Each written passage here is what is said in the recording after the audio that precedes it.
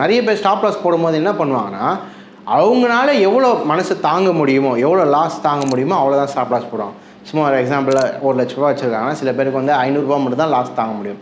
சில பேருக்கு ₹1000 மட்டும் தாங்க முடியும். என்னென்னா, என்னால் இன்னைக்கு இவ்வளோ லாஸ் தாங்க முடியும் அப்படின்னு சொல்லி என்ன பண்ணுவாங்க, ஸ்டாப் லாஸ் போடுவாங்க. அந்த மாதிரி போடக்கூடாது.